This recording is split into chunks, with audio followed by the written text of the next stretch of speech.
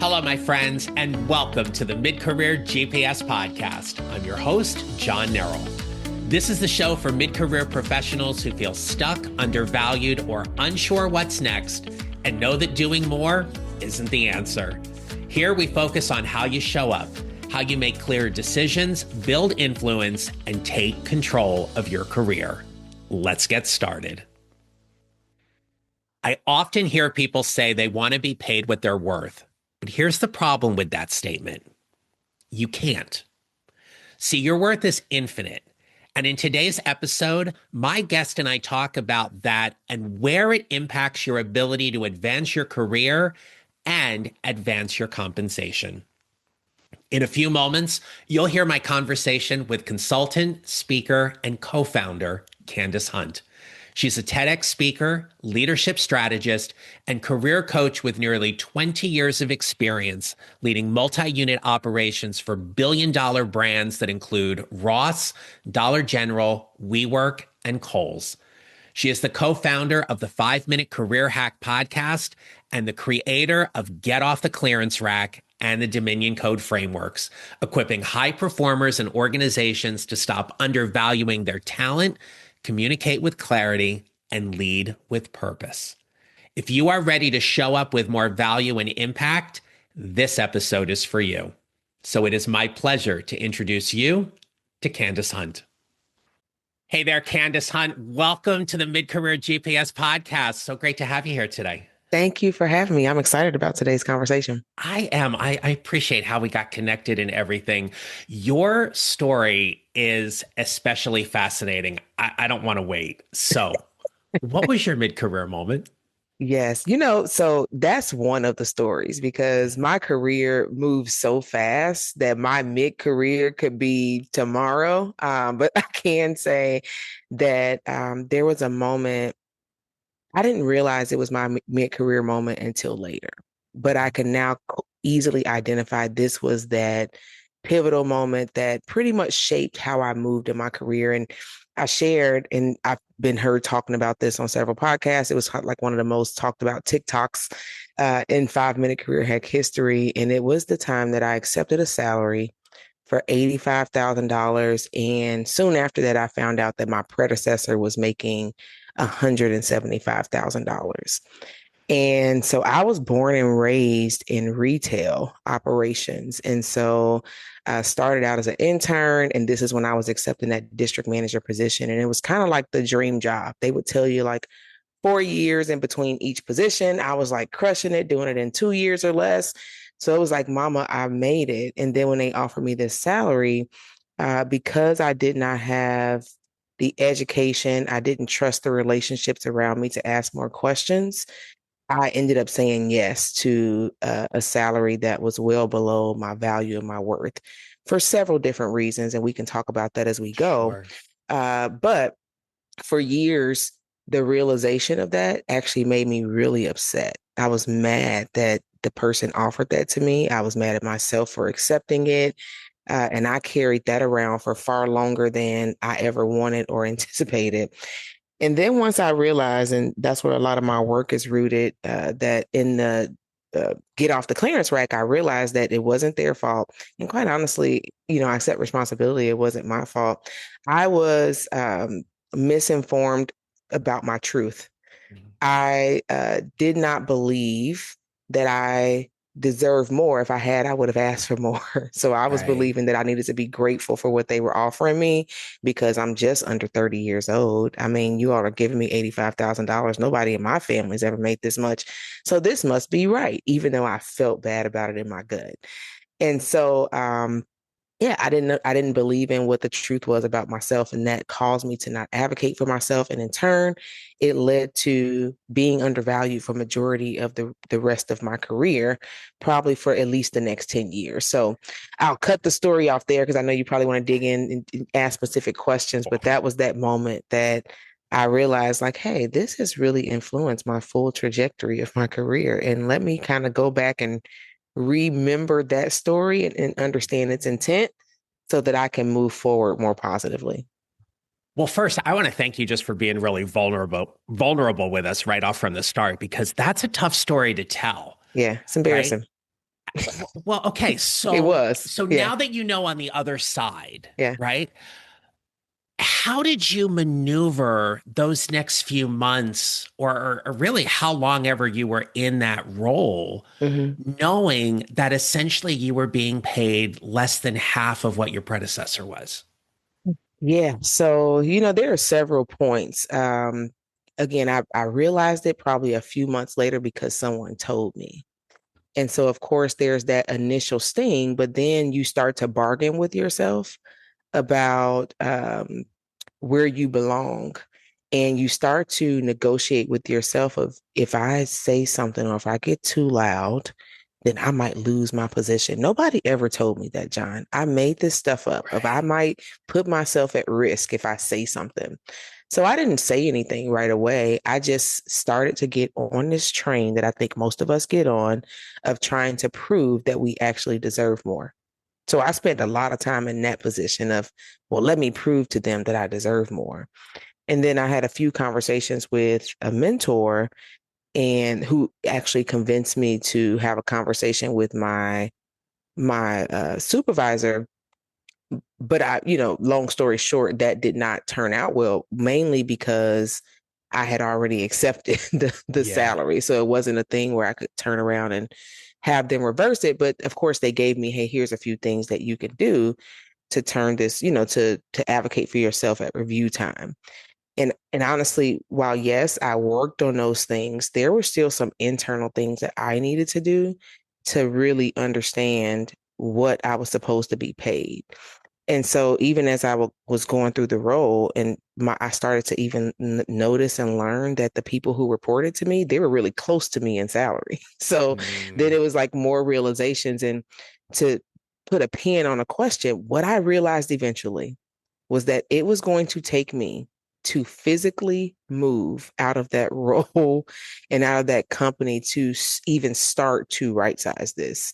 And I'm not saying that was the only option, but in the situation that I was in, I was going to need to elevate. That's one of the pillars of my truth formula. I was going to need to physically move. Had to go to another company and renegotiate my worth somewhere else because I had already set a bar at this organization. So that's kind of how it happened after I realized it. Well, and it's a good lesson for people to hear today because, like you said, while that may not be the only option, it was the best option for you at the time because that bar was set so low. Yeah, Because going back, as we know, and asking for a quote unquote adjustment, right, it's not easy. it's not easy, right? Yeah. It's just not easy. And then what I'm really curious about, though, is that as you got clear about your value and your Hmm. worth in the market, how were you able to change the way you showed up and in particularly how you negotiated and interviewed for that next role so you would be paid what you are worth? Yes. And so in full transparency, and I like to tell this truth because it's always my hope that somebody sees themselves in these stories and wants to start to free themselves. But it took about 3 or 4 more roles before I truly got Mhm. that confidence. And one of the things that actually, can you repeat the question so I can make sure I answer you? Because I'm thinking I want to say something, but Yeah. I want to make sure I'm addressing exactly what you said. Yeah. So, how did you get to that place where you could show up and interview and negotiate from a place where you felt you were being paid what you were worth Yeah, in the market? absolutely. Yep. So it took a while. It definitely took a while. I would say one of those pivotal moments was, I told you that one of the reasons that I accepted that salary was because I did not have people around me that I trusted to say, they're offering me $85,000. Then I got to a place where one of my co-founders, Jamila at the 5 Minute Career Hack, she was a friend of mine. We were in the same role at the same company. So I started to trust her. And by this time I was making $100,000. And I told her, like, I'm making 100. I know it's not that much. I know it's not enough. And she said, well, wait a minute. We're doing the same role. I started off at 160,000. Mhm. So how I got there was I started to surround myself with people who I trusted to say the truth out loud. and who could be thought partners with me and point me in a direction to start to understand what I should be paid or what my worth was or what my performance looked like, all those things. So I started to get trusted mentors. I think the other thing is something that we do often in careers. I mean, once a year, we're doing performance reviews and we're writing down and having to report out or be reported to on how we're doing in terms of our scorecards or whatever those KPIs are for that organization. And so I was accustomed to doing those, but I never sat back and said, well, because I achieved this, this is actually what makes it possible for me to advocate is because I'm actually winning in my results. Mm. Right. And sometimes we're trying to find these emotional things to, well, I just deserve more money because I do. No, actually, I'm top performer. So I should be making more money or over my career, I have achieved this. My education is this. I am most known for, ABC, this result. Because of this, now I have a business case that I can now present and say, when you pay me this, this is what you get. Let's take the feelings out and let's just put the facts in. So Mm. it took going through cycles of that, not only being around people, but going through cycles of actually understanding what the truth was about my performance that started to make it easier to advocate for myself. And so then I was going to different companies. It was about 4 roles later, where 3 or 4 roles later, where I felt the most comfortable. And it was mainly because I had proven to myself over and over again that I could do this. And so that started to build confidence. So I had proven that I could go to a role, I could take over new teams, I could perform, and then I'm like, well, you need me now. Like I like I got this. I got receipts. I've got people writing me LinkedIn reviews. And that helped me build my confidence. So the combination of relationship truth and then the confidence building process of proving to yourself what you can achieve. And so when you show up to that conversation, it's not me trying to convince you that you need me. I actually have proof, I have fruit, and I'm stating facts that says that this is what it should be. And then I learned how to communicate that win-win. You get Yeah. this, you get results, you're going to get this type of leader, and this is why you should make the investment in me. I like how you phrase that, right? Because it is that company's position to invest in talent and Mm-hmm. also for the talent to invest in the company as well. Mm-hmm. So one of the things that I often find comes up in my work, especially when we start talking about what am I worth, is that ultimately at the end of the day, our worth is infinite. What we provide on so many levels is truly unmeasurable. But in the career space, it gets attached to a compensation package, Yeah. right? Yeah. Or a salary, right? It has to be tagged to something, right? And in that negotiation piece, the the talent, the job seeker, they're going to get something, the company is going to get something, maybe something gets left off the table, but hopefully at the end both parties are happy with what they're getting in that process. Yeah. You shared that you had a network of people whom you trusted that Mm-hmm. you could talk to about salary.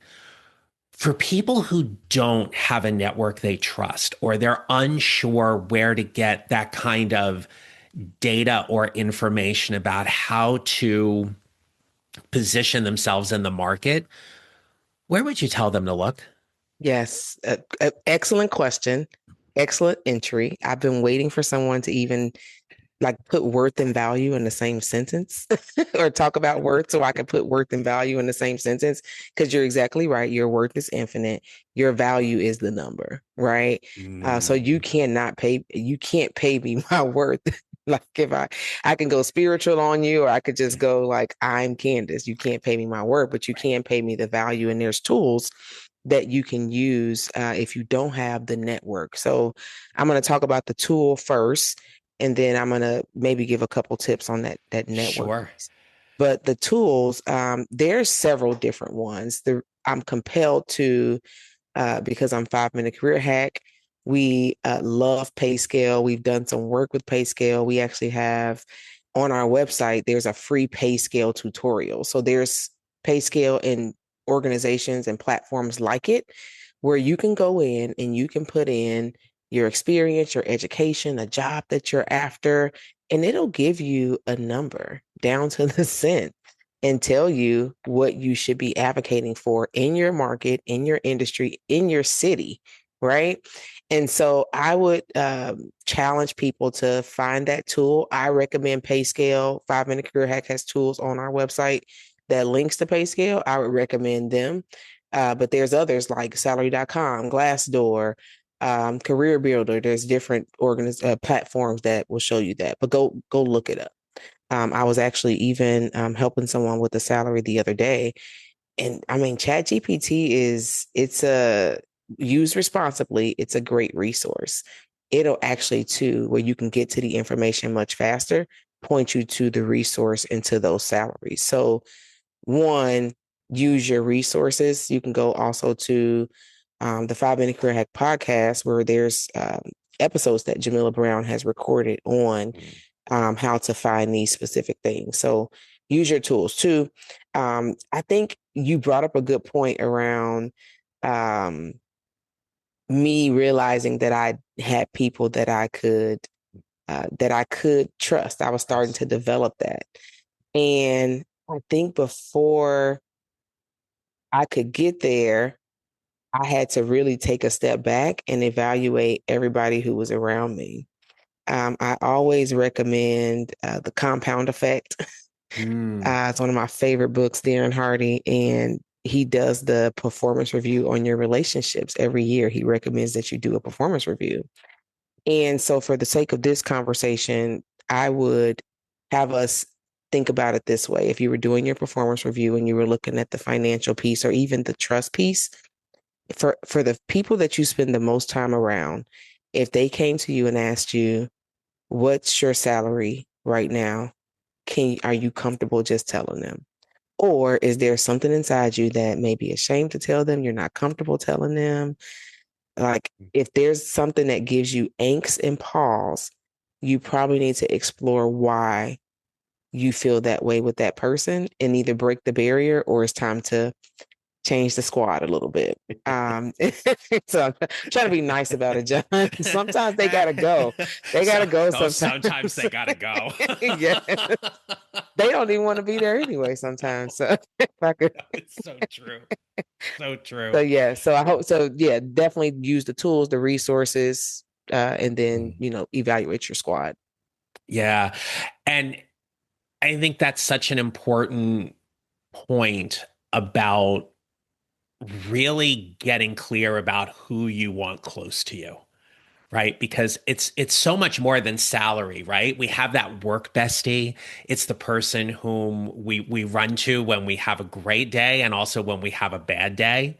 And if we don't have those kind of relationships, especially what we formulate at mid-career, it can get lonely Yeah, because as we get older, our friendships, we don't have as many friendships as we used to, right? We have more quality type relationships as opposed to quantity type relationships we did when we were younger, right? And so having those people who are close, I remember leading a team at one point and we were doing performance reviews and salary conversations. And I, share the salary comp with someone on my team and they look at me and they go, I'm not happy. And I said, I figured as such. Do you want to talk about it? hmm And they looked at me and they went, I don't know where to begin the conversation. mm And I said, well, there's two options here. I said, one, let's meet in 24, 48 hours. hmm Think about what you want to bring back. Or two, I've got some questions I can ask.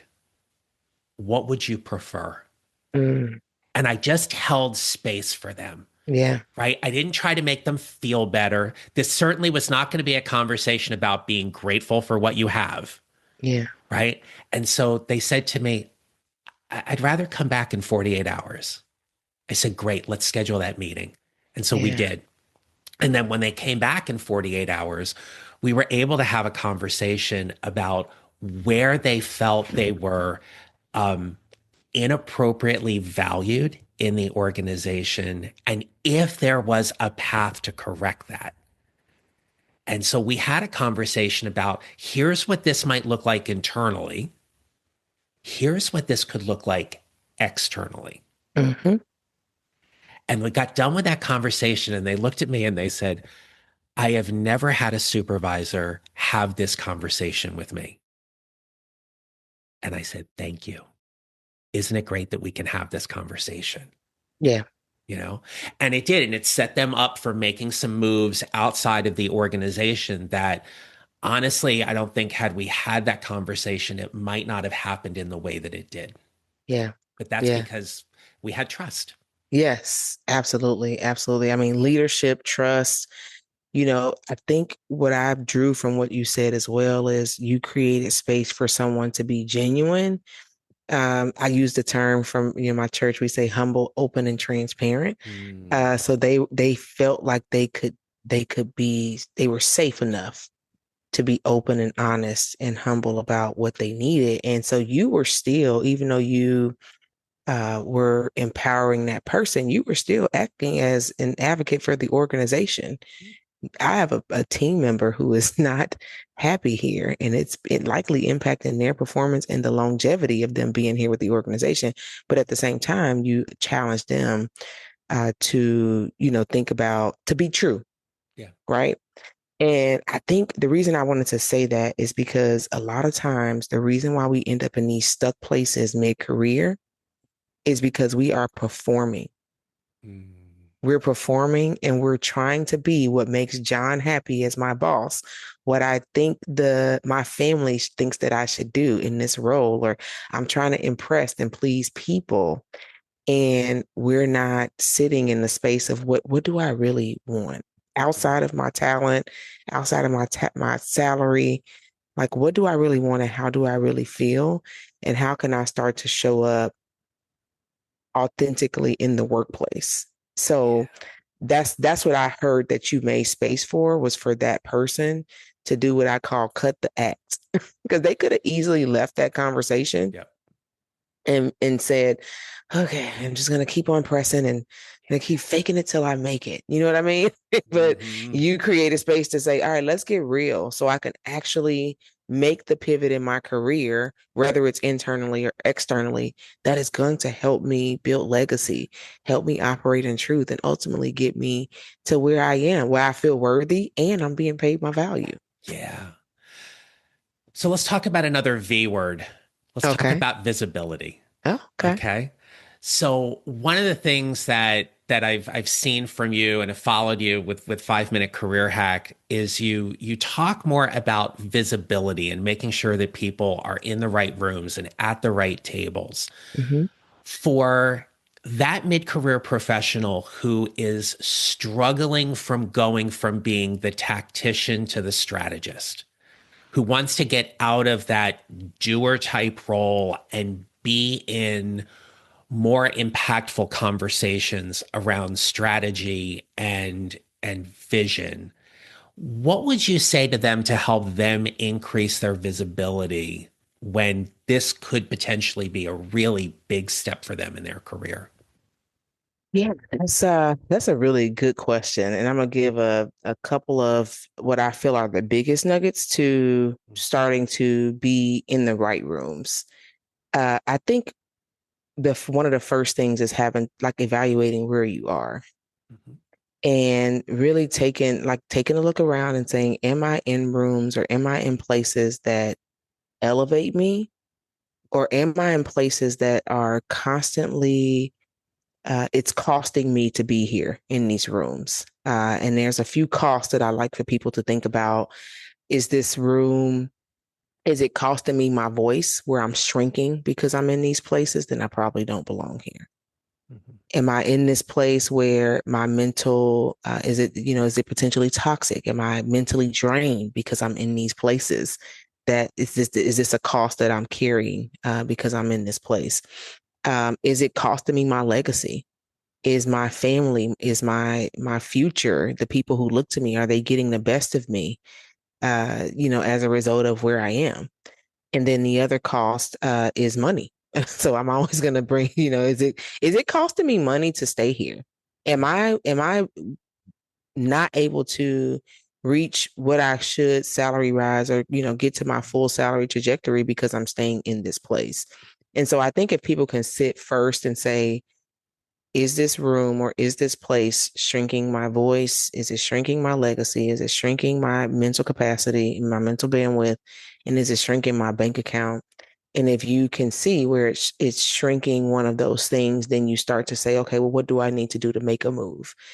And there's to make a move or to get into the right rooms. There's a lot of different answers, John, to what getting into the right room looks like, but I'm going to one that I can see as a common denominator across my journey. It was always connected to the people I was around. And I know I talked about that already, but it's so important. It is. I don't even know what the right room looks like unless I'm being invited there by somebody who's in the right room. Right. And So so, true. and I think about, every position that I've elevated it to in my career. I wish I could tell you I am a great performer, right? Like my performance was great. Like Yeah. I'm gonna do well. I'm a high achiever. Um, but I was also because I built great relationships along the way. Somebody always invited me to the next space, into the next room. And so if you're looking after you look around and see what the rooms may be costing you, am I surrounded, number two, with people who are in the rooms that I want to be in, that I want to start to become more visible in? Mm, And that's where that relationship review comes in. yeah. All right, who am I around? Who am I around somebody who's already there? Am I around somebody who wants to go there? Is there somebody who I can bring with me? Right. Mhm. And so then when you get there, of course, once you evaluate those couple of things, then you need to define like what visibility means to you.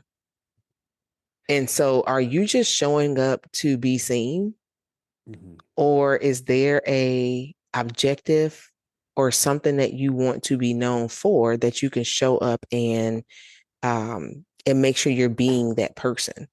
And so, you asked the question around going from like the doer to the strategist. Your goal becomes to make sure when you're showing up and being visible that people see you as a solution to their problem. Yeah. That's, like, oh, like that's absolutely. that's it, Oh, right? yeah. So when you're saying I'm going to this room, let me go to the rooms where one, I can learn, I can draw, I can, get what I need, but also where I can go and I can present that I'm a solution to a common problem in this community. Mhm. And of course, there's personal branding and things that we walk you through of how you Sure. can articulate that. But when you're showing up from being a doer to a strategist or to a consultant, which I think everybody's a consultant, you're presenting yourself as I can solve complex problems. I can lead, critically think through problems. I am a self leader Mhm. and my leadership is of value to you. Yeah. And then I think that's where the shift makes once you kind of follow that process. Well, absolutely. I agree wholeheartedly because that shift, especially when we're networking or we're interviewing, that goes from here's all the things that I've done Mm-hmm. to here's how I'm going to solve your problems, Mm-hmm. right? Yep. And that just changes the whole dynamic. And Yeah. I often say too, like, if we can just interject the word help, Yeah. the brain triggers very differently when we hear the word help, right? So here's how I'm going to help you solve your problem. Yeah. And it's Absolutely. like, yeah, I'm going to listen to this because I maybe I'll buy into this, right? And Yes. then we Yes. have a whole different conversation in that regard and stuff. Um, Candice, this conversation has been wonderful, and you're wonderful, and I thank you for having Thank this you. with me. But we do have to start wrapping up. Unfortunately, No, we I could got do to. this all day. I know, same here. I could too. So we'll have to have you back on at some point. But Of course. what advice would you give someone to help them build their mid-career GPS? And this could be something you've already talked about or something you haven't had a chance to, but leave us with that one nugget about, what could you do to help someone build their mid-career GPS right now?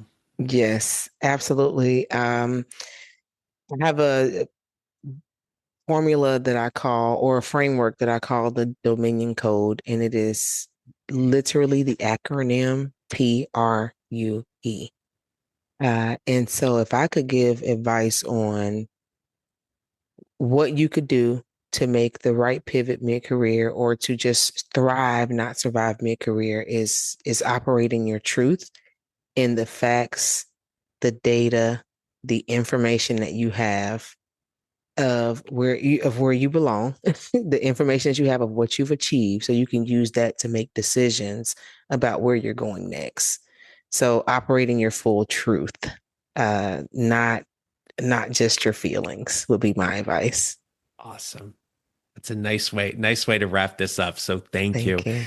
Candice, if people want to find you, connect with you, learn more from you, I'll have it all in the show notes, but please share us where people can please share with us where people can find you. Yeah, absolutely. The best way to get in contact with me is on LinkedIn. So you can follow me, Candyce Hunt, on LinkedIn. It's where I show up the most. You can also go to 5minutecareerhack.com. It gives you access to all of our resources, blogs, podcasts. Even if you want to sign up for coaching or book us for a workshop, you can do it there. And then I'd say the third biggest platform is YouTube. We have a podcast on YouTube where we have almost 300 videos of 5-minute episodes to interviews like this one, where you can get feedback. You can also get advice on how to pivot in your confidence, your career, and your compensation. Great. I will make sure all that is in the show notes. And for the people who are listening that do want to go to LinkedIn, please remember you spell Candice's name with a Y. So it is Candyce. Hunt is Hunt. Candice Hunt. Yes. Thank you for being a wonderful Yes. guest on the Mid-Career GPS podcast. Thank you. And Siri calls it Candice. So if that helps, it's just Candice in the search box. Thank you, John, so much for having me. I look forward to collaborating with you more. Same, absolutely. Well, my friends, I hope you enjoyed this episode, and I want to leave you with this little nugget. And so just a little peek behind the curtain. I sometimes write things down when I'm doing an interview. And I wrote this down in particular, and it's something that Candice had said. I think it's so important for us to remember. During our conversation today, we talked about how our worth is infinite. The value is the number. So never forget that your worth is infinite and your value is what you and the organization negotiate as an acceptable means to compensate you for the value you bring to that organization to help them solve their problems. So until next time, my friends, remember this: you will build your mid-career GPS 1 mile or 1 step at a time, and how you show up matters. Make it a great rest of your day. Thank you for listening to the Mid-Career GPS podcast. Make sure to follow on your favorite listening platform. And if you have a moment, I'd love to hear your comments on Apple Podcasts.